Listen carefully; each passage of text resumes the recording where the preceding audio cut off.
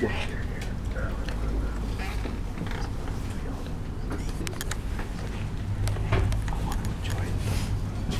am a pop track!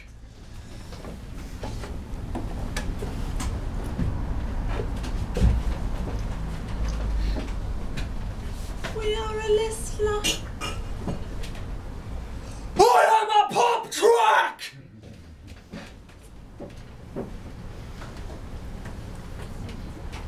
We are a listener. I am a pop track! We are a listener.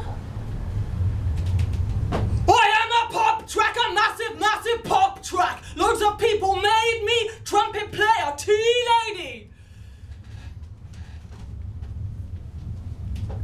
We are a listener, a quiet little listener. I am a pop track, a massive, sexy pop track. All the girls, they love me, they jiggle to my thumping. We are a listener, a concentrated listener. I am a pop track, a forceful giant pop track. David Cameron loves me, he marches to my drum beat. We are a listener, we're accumulating listeners. I am a pop track, I'll give you what you need, love. I'll keep you warm and kiss your pretty toes. We are a listener, a vengeful little listener. I am a pop track, I'm dangerous, don't fight back, I'm crucial to the infrastructure. Don't fuck with me or I'll kill your mother.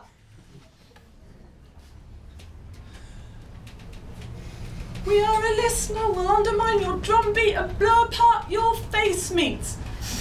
I am a pop track, you're nothing, only clown meat. We are a listener, we're capable of fight back. My acid manic blisters, I'll stab you in the scab man, I'll rip your children's brains out and terminate your DNA. We are a listener, we'll rip your brains right out your skull, then eat them up, then shit them back into your skull as therapy.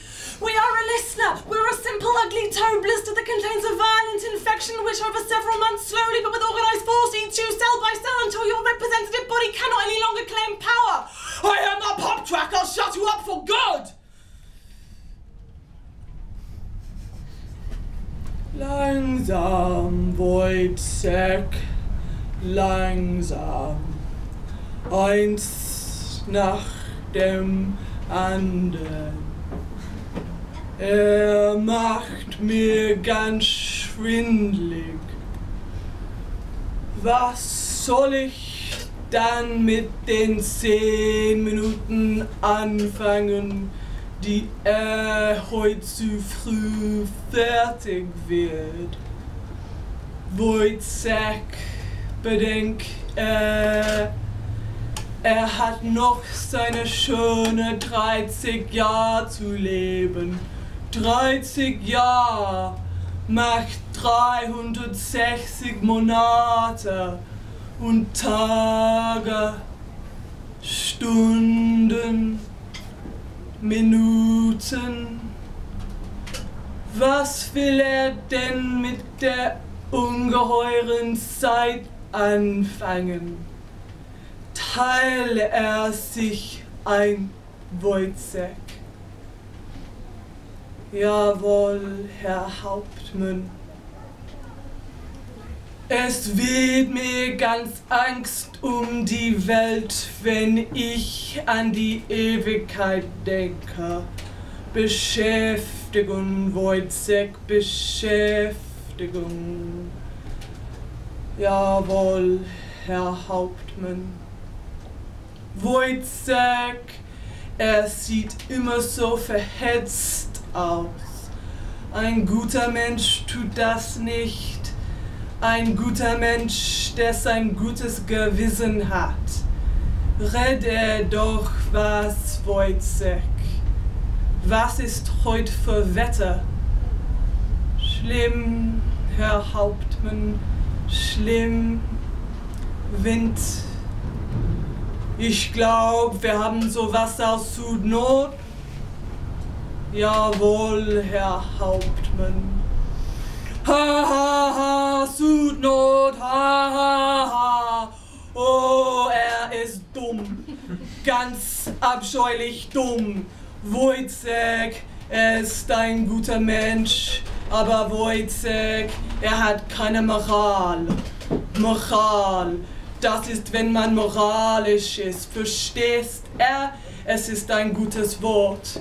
Er hat ein Kind ohne den Segen der Kirche. Herr Hauptmann, der liebe Gott wird den armen Wurm nicht drum ansehen, ob das Amen drüber gesagt ist, ehe er gemacht würde. Der Herr sprach, lasset die Kleinen zu mir kommen.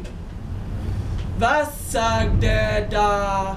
Was ist das für eine kuriose Antwort? Er macht mich ganz konfus mit seiner Antwort. Wenn ich sage er, so meine ich ihn. Ihn. Wer armer Leute, sehen Sie, Herr Hauptmann, Geld, Geld. Wer kein Geld hat, das hat seinesgleichen auf die Moral in die Welt. Man hat auch sein Fleisch und Blut. Unsereins ist doch einmal unzählig in der anderen Welt.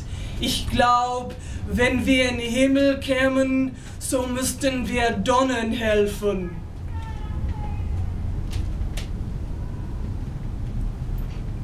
Hi.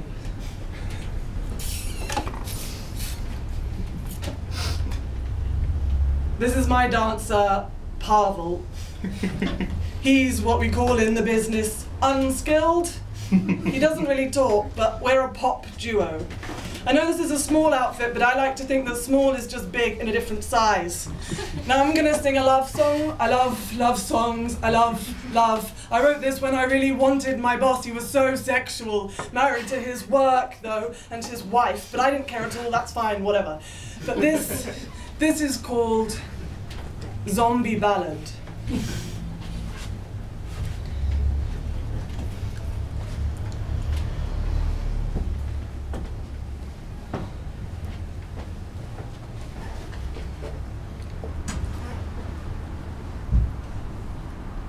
I am yours today. I'm not I'm yours. Today I work for you, and I cannot shed a tear. I'm nothing, nothing. Tomorrow I hope I'll still be yours, because I need the cash. Without you I cannot live. You're everything to me. I need you, and I know that you need me, albeit differently. You love me in your way, not tenderly. I love you, and yet I'm so alone. My blood runs dry, only bone remains, and for how long? I'm dying today. Here I work to die. I'm yours to gladly sacrifice. But as you kill me dead, as you suck me dry, remember I loved you, and love like that will haunt you, haunt you, haunt you. So come that zombie night.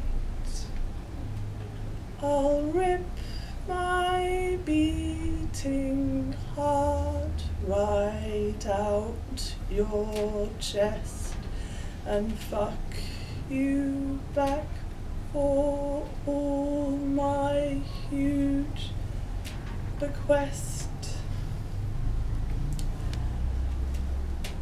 Because sometimes I wonder about raping David Cameron. Like, he's such a chunk of embodied violence. Could I counter or match or punish that violence with the real war weapon of rape? Like, if I subjected him to a long and taxing rape, it would be hard work because he's well protected.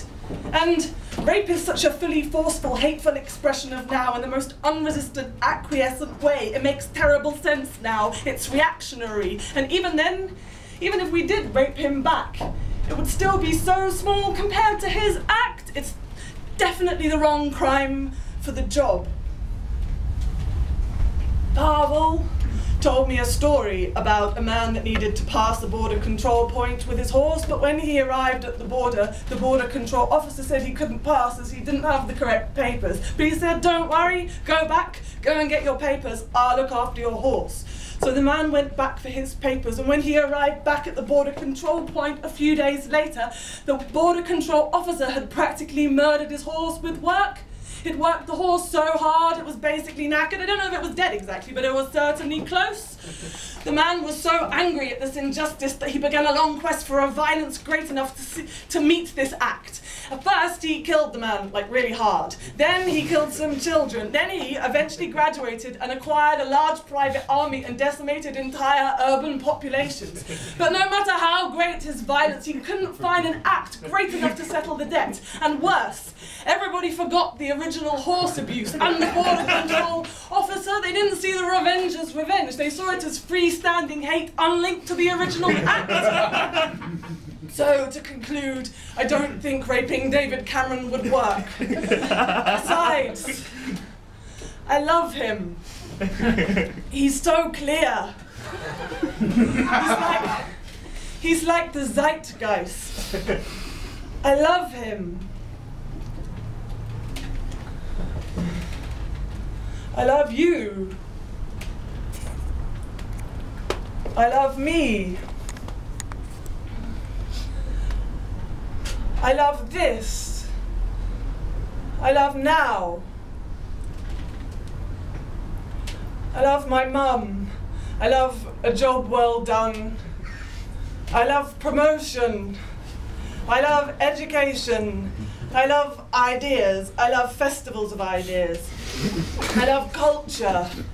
I love One Direction. I love Greece. I love Eurotrash. I love Angela Merkel. I love waste removal services. I love a cold beer on a hot day. I love crime. I love high-speed internet access. I love sugar. I love humanity. I love animals.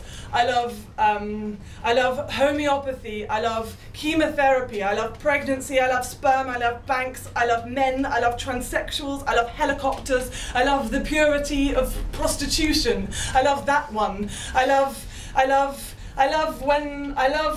man. I love moles. I love books. I love thought. I love action. I love when the women come and go. I love balls. I love art. I love invigilators. I love neighborhood watch. I love pitchforks. I love parks. I love compromise. I love the glue that binds us all. I love gold. I love to dine. I love to die. I love to dine. I love to die. I love to dine. I love to die. I love to serve. I love to be served. I love Jeremy Papsman. I love a good tipper. I love renting. I love purchasing. I love sharing. I love bricks. I love construction workers. I love contemporary England. I love tired women. I love the legal system. I love friendliness. I love therapy. I love landscape painting. I love theatre. I love Heinemüller. I love God. I love Lenin. I love shops. I love markets. I love the internet. I love children. I love white children. I love paperwork. I love online forms. I love charities. I love porn. I love red. I love knives. I love bailiffs. I love the talkative. I love Cassandra. I love speech. I love the 2013 Conservative Party conference. I love cutlery. I love knife crime. I love teenagers. I love sex. I love Helmut Kohl. I love sweat. I love muscles. I love pole vault. I love the London Olympics. I love propaganda. I love training. I love commitment.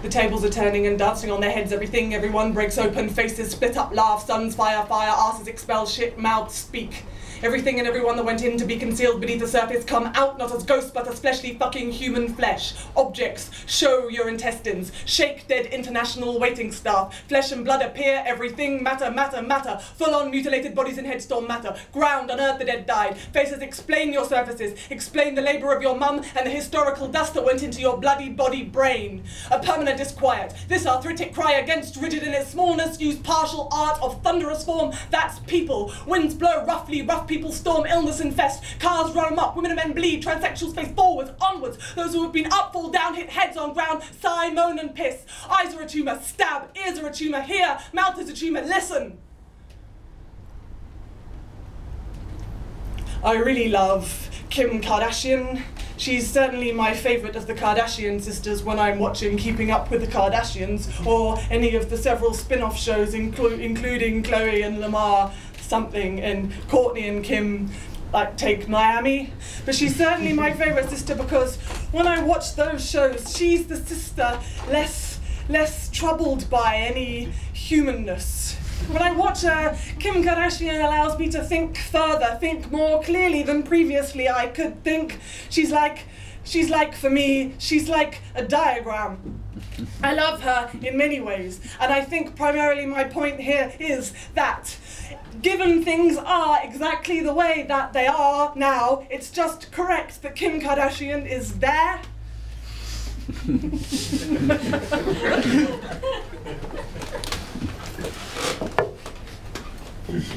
Pavel told me a story about two German theatre makers. One of them, he didn't really write very much of his stuff down. Is called Frank Kastorf. The other one writes pretty much everything down. He's called Heine Müller.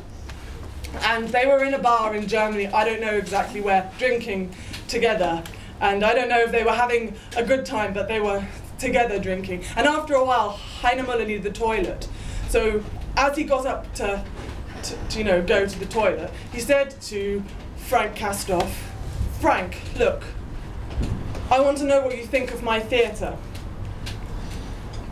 Frank Kastorf was like, "Fine, go, I'll think."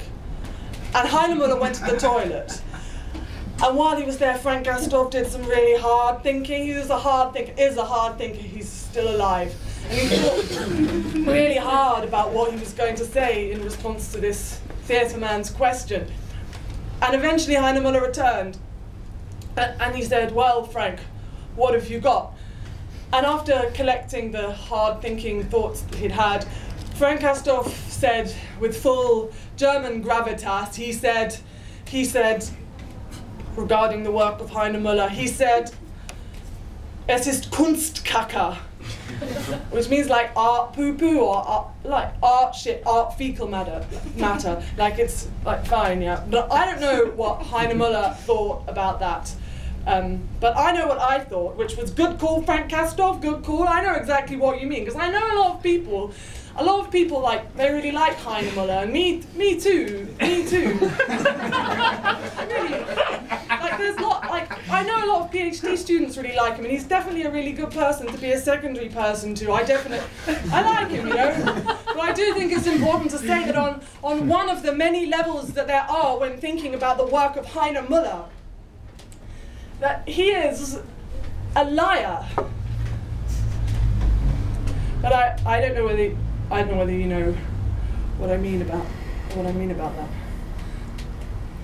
I don't really know. But actually I have thought quite a lot about theatre and poetry.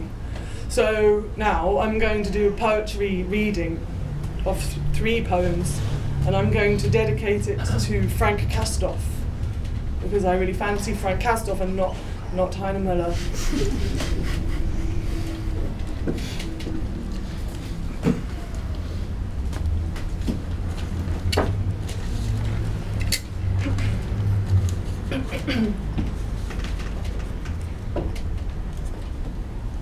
Concrete feet. Theatre's particular potency is in its failure to be properly abstracted from the forces it describes.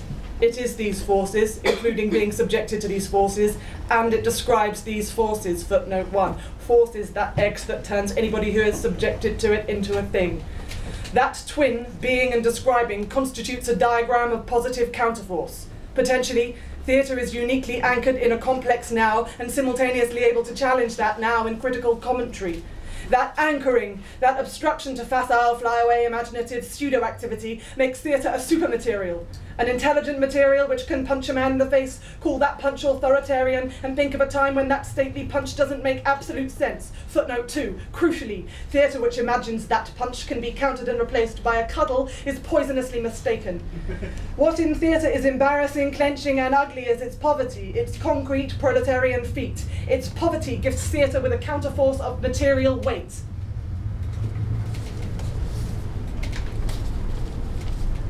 Stress. I overheard someone say that poetry read out with stress on every single syllable was metrically impossible, and that judgment against an attempt at equal and absolute stress seemed like a violent declaration of censorship. Even if it really is impossible, wouldn't it force a striking social proposition to stress everything? Minimally speaking, it shouldn't be impossible to stress every syllable, should it? But somehow, pronunciatively, it is impossible. But da da da da da da da da da da da da da da da da da da ma ma ma ma ma ma ma ma ma ma ma ma ma ma ma ma punct punct punct punct punct punct punct punct punct punct punct punct.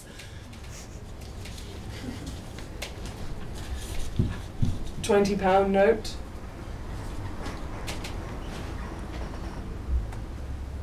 "3 hours and 13 minutes is concealed in a counterfeit 20 that bodiless Kensington resident paid with 1 week after the death of Thatcher.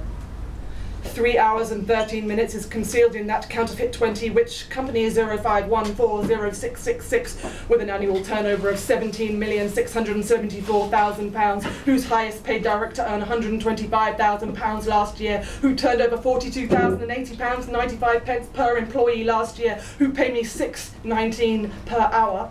3 hours and 13 minutes is concealed in that counterfeit 20 which company 05140666 as a matter of policy will not accept, instead demanding that waiter or waitress who is negligent enough to accept from that bodiless Kensington resident such a counterfeit 20 go to the nearest cash point and get them a real 20 printed with a better Adam Smith, never mind the rent.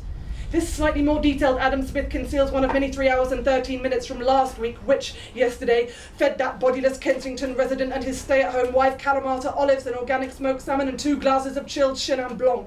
This slightly more detailed Adam Smith conceals one of many 3 hours and 13 minutes from last week, and, given the director on £125,000 receives at least 9 times more, 900% more than that waitress, assuming she even gets the shifts her contract carefully fails to guarantee, he will get a proportion of that slightly more detailed Adam Smith 9 times greater, 900% greater than that waitress, me, and more. So when I shit in the director's wallet and call it Adam Smith, when I reveal the bodiless Kensington resident as more bodied than it had us believe by ripping open his arsehole and stuffing it full of fetid fish, when I douse them both in concentrated sulfuric acid and force them to serve their lovely wives cappuccinos as their skins melt, that is, when I fuck them back for 3 hours and 13 minutes and charge them something like 900% interest on that fucking 20, I do so with the full force of the servant's contempt.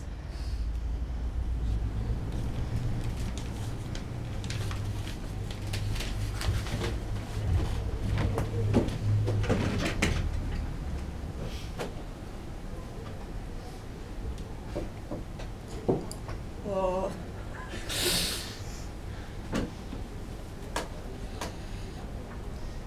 I'm so small and minor. I loved you the whole time, and you didn't even see it. Poor Carvel.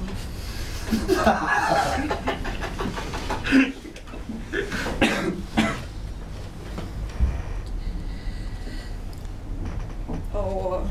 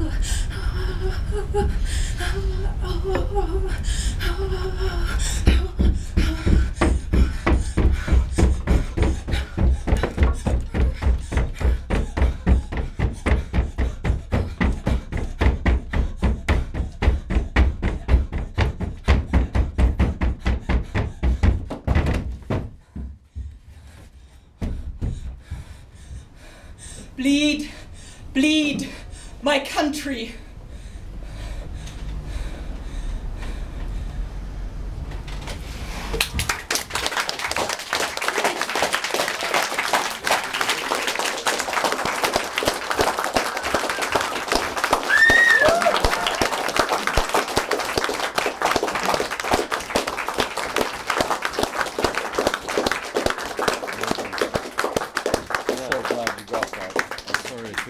No, don't worry.